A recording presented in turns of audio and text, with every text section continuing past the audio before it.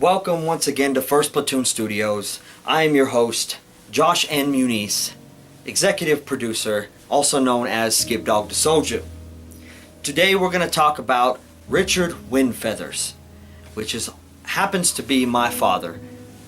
We are going to expose the truth today that he is not an Indian whatsoever. He is not who he claims to be. He does many multicultural events in San Joaquin County for the Indian community and the Native American veterans, because he claims he is a disabled veteran. The only thing he can really prove out of that is that he served in the Navy during the times of Vietnam and was discharged medically. We're going to show pictures. I'm going to show you proof that Richard Windfeathers, aka Rick Muniz, is not an Indian. I don't know why he started doing this, but he's not. He's a Mexican American. So that's what we're going to focus on today. Rick, if you're watching this, I just want you to know that the game is up. No more playing around. You're starting to go too deep. You're going too far with this. That's enough already. You have deceived way too many people in believing what you believe. You've deceived that community in San Joaquin County long enough. They are starting to realize that you are not truly a Native American and a part of some of these tribes. And you're trying to get some of these tribes to fund what you're doing. You're not blood related to that tribe. You are not an Isleta Indian at all. You're a mestizo, you're a Chicano. You have denied your own race to try to become of a race that you don't belong, because you're trying to find some void to fill your guilt of what happened to Jerome. I'm asking you to release his ashes. Everyone in the family has asked you to release them. I don't have to be there. My mom doesn't have to be there. But we just want you to release those ashes. It's not fair to my brother and to the rest of the family's wishes. He was your son, but he was also my brother, and he was also another person's son. Jerry, I have a message for you. You know the truth of who you married. You know that your husband Rick is not from New Mexico. You know he's not an Indian. We know because we went to the orphanage where he came from in Denver and met the nuns that raised him and met his aunt who he lived with. Why do you continue to let this charade last? Why do you continue to let him dress like an Indian when he's clearly not? Without further ado, I'm going to show you the proof right now that Richard Windfeathers is not who he says he is. Okay, right here I have pulled up pictures on my computer of the so-called Richard Windfeathers. These are pictures of him with the victims of violent crimes, ceremony that he had spoke at here. Here's pictures of him not dressed up as an Indian. So where's the Indian at? He's him here with the governor at the time, Mr. Arnold Schwarzenegger, and him receiving or giving some sort of flag thing for the United States in honor of my dead brother, which is fine. I have no problem with this if that's what he wants to be, is some sort of advocate to help victims of violent crime. But nowhere here you see him dressed up like some sort of Indian. On to the next picture. This is a picture of us as children. That's me. That's my brother Jerome, who passed away. This is my stepbrother Nathan. This right here is a friend of ours named Mike Lowry. We're at a Christian church playing music, which my dad constantly brags of how much our family was into music. Which is great, because we all did play music, and that is true. But if he was into this Indian culture so much, then why did he have us playing in a Christian church? Doesn't make any sense. Here's a picture of me and my dad when we were getting along, and I was still in high school.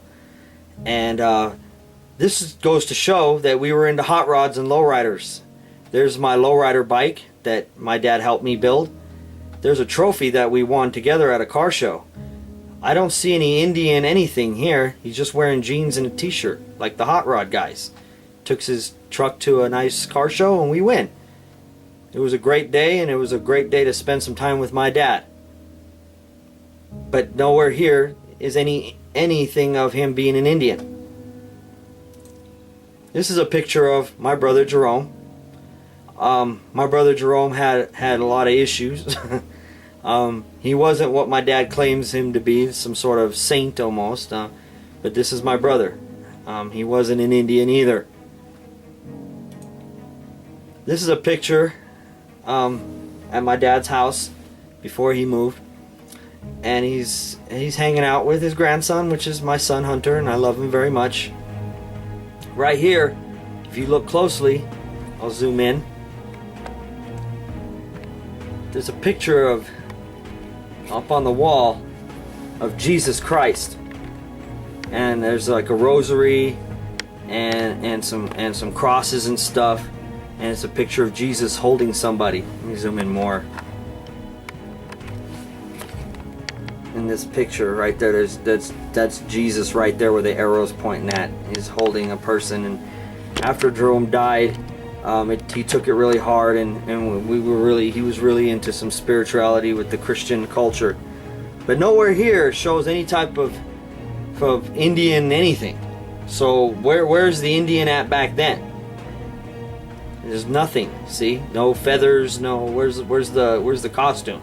No costume. Same with Jerry. No costume. Where's the costume at? Now here's another picture I want to show. This is my dad was really into this hot rod thing in the truck. Well, it's just a real quick photo to show the guy in the black is wearing an OG Rider shirt. He ended up in a couple DVDs with the truck that my dad worked really hard on, and I worked really hard on, and us as a family, we were really part of this. Was part of our lifestyle, is going to car shows and lowriders and Chicano Brown Pride stuff. OG Rider is a Chicano based DVD representing the lowrider community. Where's the Indian spirituality in this? Here's another picture of my son and my dad spending some time with him. But if you look closely right here, the Holy Bible. Where's all the Indian stuff? I don't even see any here. Where's the feathers? Nothing. Nothing. My dad had nothing to do with it at the time. Here's another picture of my dad, dressed like a lowrider. He's dressed like a cholo. Look at the shoes, to the hat. He's got the little low sunglasses with the truck, hot rod, lowrider.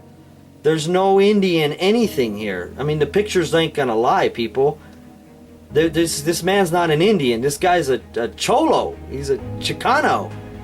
He's not an Indian. I don't know why people believe this guy's some sort of Indian from the Isleta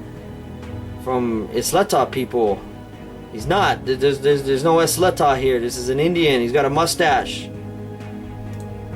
Hey, look, there's another picture of the truck. This is so huge because this truck was his whole life. Like I said, right here and then right here is the socios. That's a Spanish word.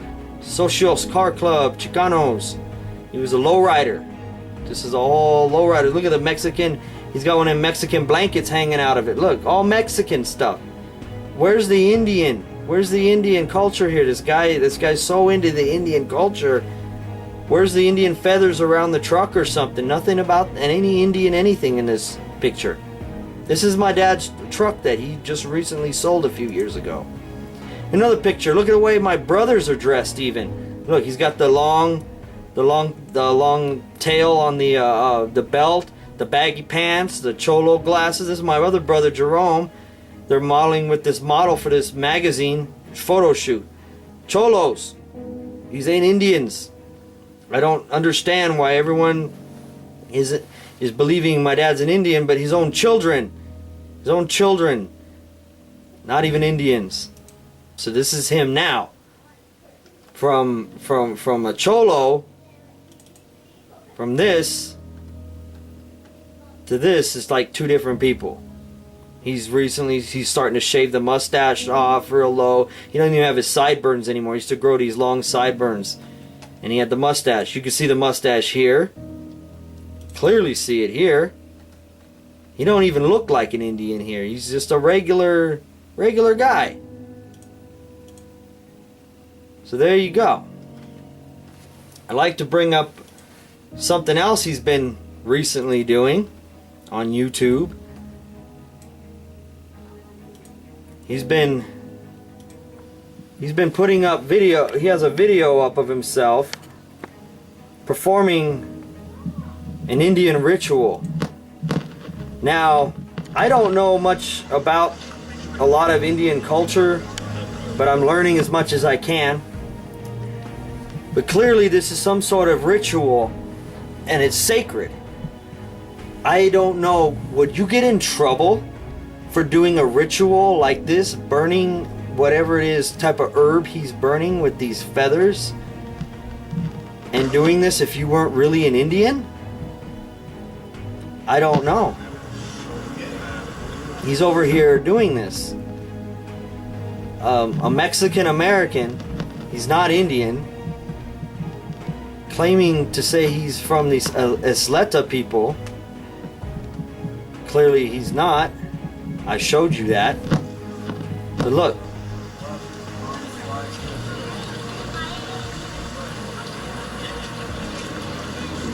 What Indian tribe would allow a non-Indian to perform such rituals? What ritual is this for? And why is he doing it? I mean, if I was a Native American in a tribe, I probably wouldn't allow someone that wasn't Native American to perform these types of rituals for anything.